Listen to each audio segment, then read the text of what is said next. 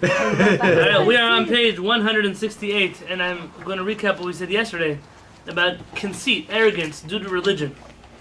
And we ended with a story from the Rambam, who he quotes his father saying, there was a man on Yom Kippur night, and he says, you know, I'm here, but I don't even know what I have to ask Hashem forgiveness for, because I'm a righteous person, so there's nothing I did wrong that I need to repent for.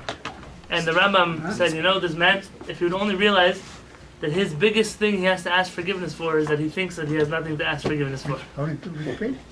Ve'alecha lehizaher. It's important for you to be careful.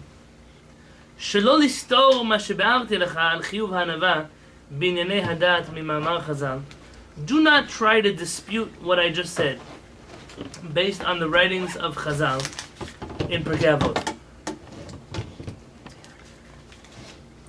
ואל תהי רשע בפני עצמך.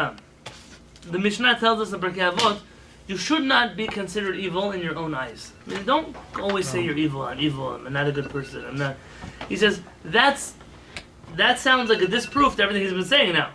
He says, if you're a tzaddik, you should still not be so arrogant that you're a tzaddik. He says, you might tell me, listen, it says that a person should not be considering himself an evil person. So that means that I should always consider myself a righteous person, right? So you could tell me that what I told you is incorrect. There's a middle ground. Which is? Humble. Being humble. Like, not, you don't have to go flaunting it around and shoving it in people's face. Just be yourself. Rabbi Yonatan made a statement. The statement was, don't be arrogant that you're a tzaddik. He said, oh, but now you might disprove me with the Mishnah, which says, don't consider yourself evil. Now you have to bring something back. The best way to do this would not be to give an answer. An answer means there's a contradiction. When you have to answer a question, that means there's a contradiction. Here, let's try not to make it a contradiction in the first place. Okay. Which means let's reinterpret the Mishnah in a way that won't contradict what it is that we're saying now. You see, the Mishnah tells us, for example, what do? Shnei ktuvim hamachishim zeh zeh. Two psukim that are disputing each other, and there are such things in the Torah.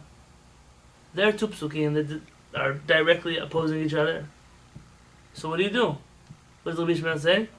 Ad shavo katuv shlishi, until the third pasuk comes along, v'yachriya b'nehem, and it will be the decider between them. Whenever you have an argument in the Torah, look for the third source that's going to make it all non-contradictory. For example, it says in the Torah that HaKadosh Baruch Hu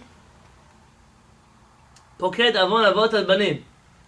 Hashem will make children suffer for the sins of their parents. Al shilashim v'al rebeim, until the third and fourth generation even. But then it also says that children will not die for the sins of their parents. Huh? So what do you do in this situation? Say Chazal, the only time where children are punished for the things their parents do are when they don't do anything different than their parents. They continue in the evil ways of their parents. So it's not that they're getting punished because of their parents. It's they're getting punished because they're continuing in the ways of their parents. Even until the fourth generation. Yeah, but if a person does tshuva, what does him and his parents have to do with each other? Why is he going to get nothing? That's what Hashem means. I don't make a child suffer what his parents do. Now there's a teaching in the Tanakh that you might remember, in which it says, I believe Shlomo HaMelech, don't quote it. Avot achlu boser. The fathers ate. You know what boser is? Boser are unripe grapes. Oh, I guess not. It's not so good for you. In general, unripe things are not good for you, but the grapes, like it's mentioned in the Talmud where they talk about the gleanings of the field, I think, right? But it's a Tanakh. It's Tanakh. Avot achlu boser, v'shinei banim tikena, and the children's teeth suffer from what their parents ate. Over here, this is not a it's not a Hashem punishing anybody. Rather, what it tells us is you can make a decision in your life that will change your children's destiny forever.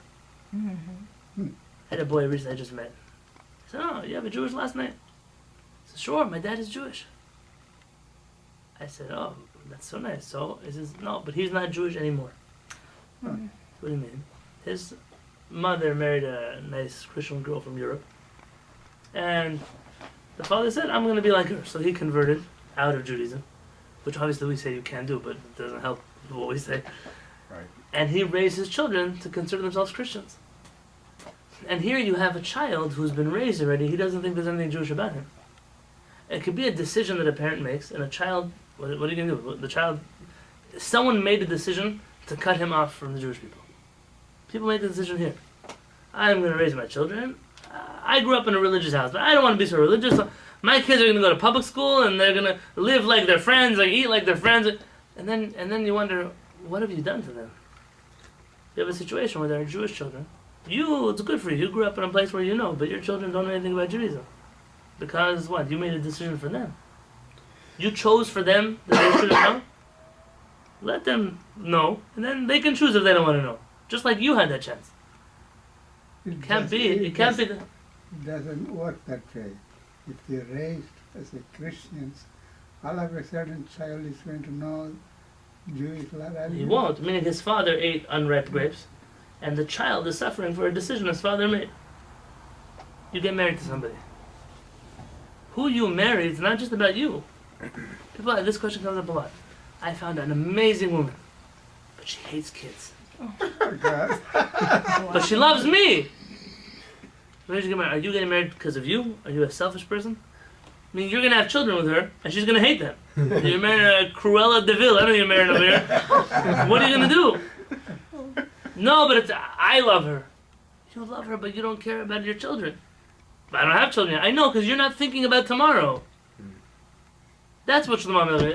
Avot achlu bosel. That parents sometimes make decisions the children suffer for, and the children, they didn't. It's not their fault. What can they do about it? But that's not a biblical punishment. That's a destiny in life. Sometimes I think about it. I'm sitting here in a Bet Knesset today because thousands of years ago, one of my grandparents stood up and said, "Naaseh v'nishma." I accept the Torah. Everybody in the world was at Mount Sinai. And some people chose to say, I don't care. So that's why I'm sitting here, and someone else is sitting in a restaurant down the street. It's a decision that someone made thousands of years ago. My grandparents made a decision to observe the Jewish faith. And that's why I'm sitting here today. Some people's grandparents, whether against their will or not, had to make other decisions over the years. And people don't, it's my decision, I'm in America, I want to be free. I understand that, but what about your children? Why are you making your children start behind? For what purpose? It's a decision we make, and there are positive decisions like that we make also. Sometimes I got a phone call this last week. I mentioned my Shabbat table for a lady who needs a letter from me. Mm-hmm. She's going through a conversion process in Israel. She needs a letter that her father is Jewish and her mother isn't. I never had to write such a letter that a person's not Jewish, but that's what she needed. And she told me she grew up in a house where her father was a Jewish man who married a non-Jewish woman, who then raised her. He didn't want her to know anything about Judaism. And she just took a random trip to Israel for the summer, and she just said, hey, I'm Jewish also. But she's not really. Her father is. But her neshama has a Jewish part to it. And it lit on fire. She met one of my students in Israel. She's been learning by him now for a year. They're going through the conversion process together. He's the rabbi. They're not doing it like it's not. Mm-hmm. He's teaching her. And I said, what do you feel like? She said, I feel like somebody took Judaism away from my family.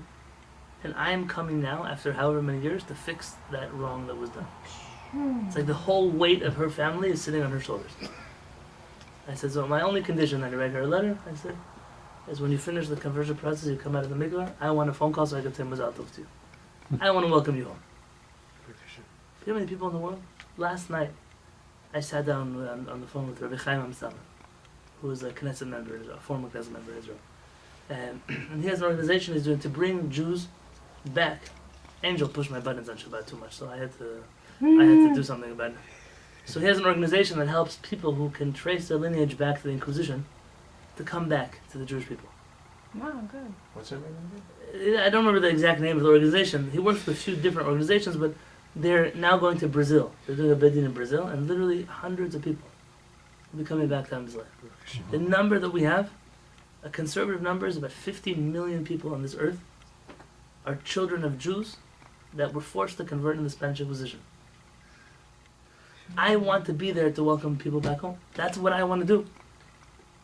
So Angel pushed my buttons. I thought I did something about it. Last night I was on the phone. And Baruch Hashem, we're going to see what we can do. We're going to see what we can do. But a person makes a decision, and that decision can change the whole course of history. It's not a small thing. It says, Rabbi Avraham ben Rambam, Ki en kavanatam zal b'ma'amaram zeh. Their idea, their intent when they said this, don't treat yourself like an evil person, is not so shetiyeh chasid or tzaddik gamur b'fnei atzmacha. That in your eyes, I'm a fully righteous person. I don't have to do anything. That's not what they're telling you when they say don't be an evil person. Ela kavanat hatzivui. Don't be evil person is a part of the one item. It's part of. Don't be evil person. It's part of the things you do. Correct, but the question is, if I'm not allowed to consider myself evil, I have to consider myself righteous. I have to consider myself righteous so I can be proud of being righteous. And that's not the point, he said. It's not that you should consider yourself a righteous person. אלא כוונת הציווי הזה שלא תראה עצמך בעין של רשעות. He says, so you should not look at yourself as an evil person. ותיוואש מן ההצלחה. And then, what is tivaesh? You might have heard a famous statement from Rabbi Nachman. There's no yeush in the world. Don't ever give up.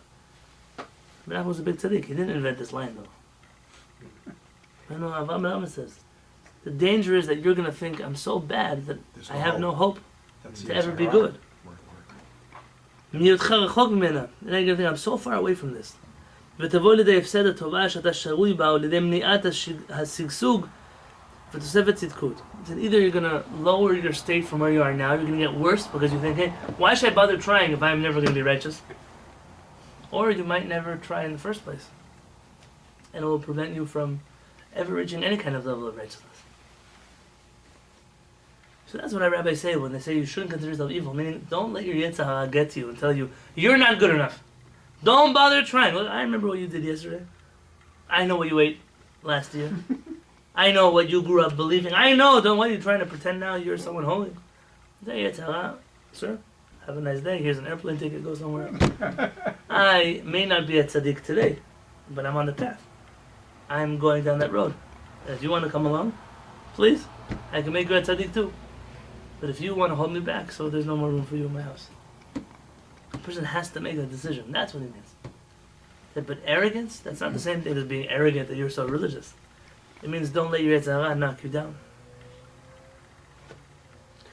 Rabbi Nachman talks a lot about that, and he says, like how does David Amelech like say that he was perfect? Because he does say that like he had no that he was righteous, like he had no sin, is because he was able to look at just his good points, and like and Rabbi Nachman says when you look at your good points, Hashem looks at your good points too. Like when you judge when you judge others also with like that, like when you look at them with good, then But look at David Amelech.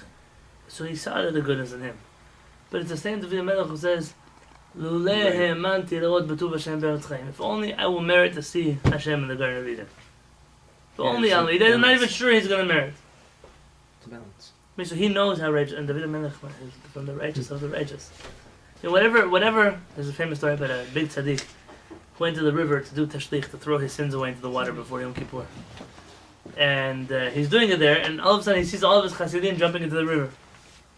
He said, what's wrong with you? What are you guys doing? And all the things that you think are averot, we're collecting them back because we need them.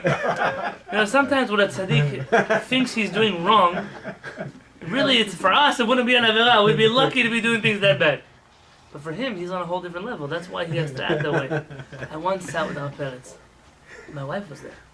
I was in his house, and our parents like this. I said, what happened, Rabbi?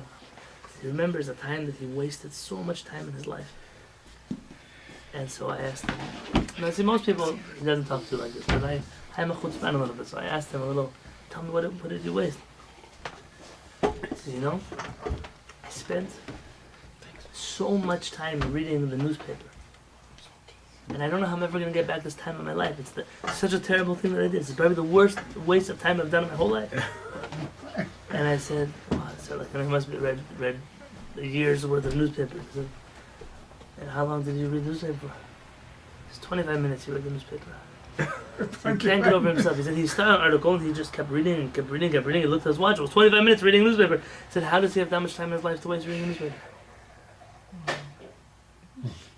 I once met a Talmid Chacham who came here. He said he used to have a chavruta, a study partner in yeshiva. He used to always come 10 minutes late. And he used to get upset, like, why are you always 10 minutes late? Why always 10 minutes late? So finally he went to one of his rabbis. His rabbi said, listen, you want to ditch him? We can find you a new study partner. He said, no, he learns very well. When he's there, he learns very well. He says, so can you tell him to come on time? He said, I can't tell someone to come on time. His nature is not to come on time. He said, but I can tell you what to do with your time. He said, why don't you learn something? He said, okay. He decided to start learning the Mishnah. You see that 6-volume set over there on the top, right? He studied every day. He studied a chapter in there, 10 minutes. Every bunch of day in 10 minutes. I was at his siyum, at his conclusion when he finished the whole set. 10 minutes from the guy being late. Now, two things you see from here. You see that his friend could have lost out. He could have learned the whole Mishnah.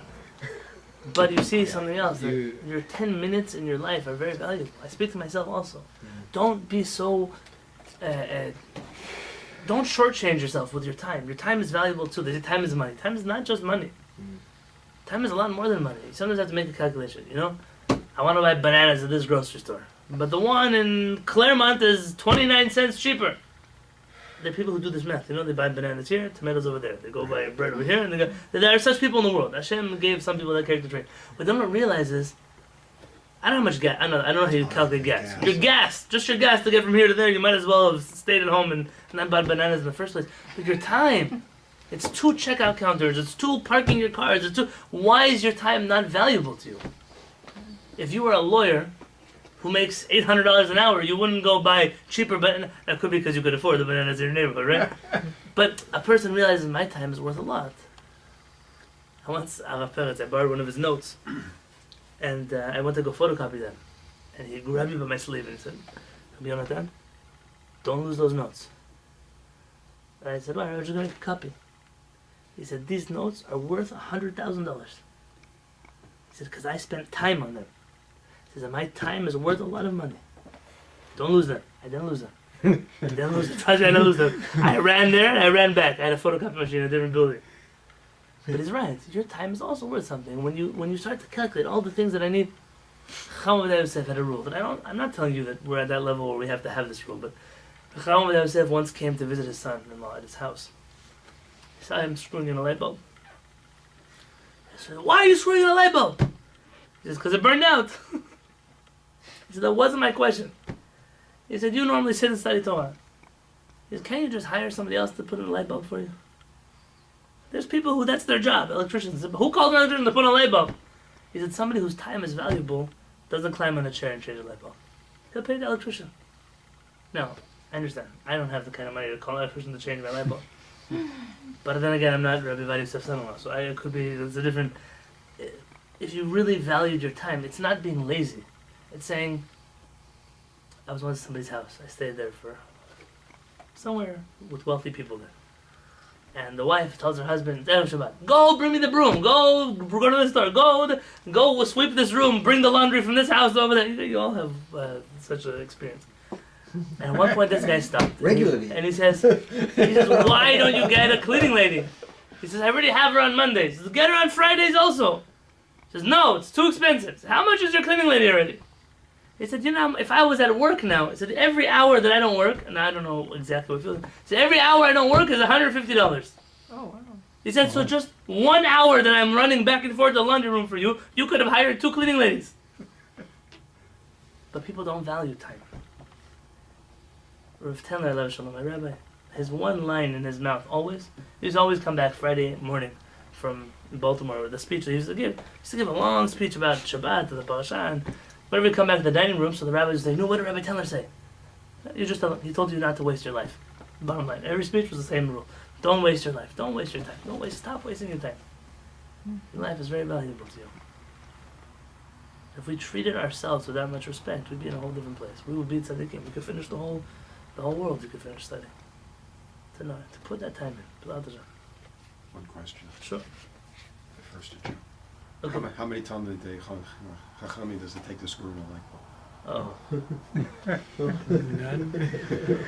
None, an electrician come. Let's talk about that. So, what about the Benoni concept then, which just seems to be in the middle? So you weren't here yesterday? No. This whole Tzaddik, Rasha, Benoni concept, the Hasidic world, has misinterpreted, intentionally. They've made the new definitions of what is a Tzaddik, what is a Rasha, what is a Benoni. But that is not the halachic definition of what is a Tzaddik. That's what I figured. And so I respect that, and in those circles that makes sense, but it's a mistake would be to drag that ideology into the realm of halakha, and I'm positive that they would differ.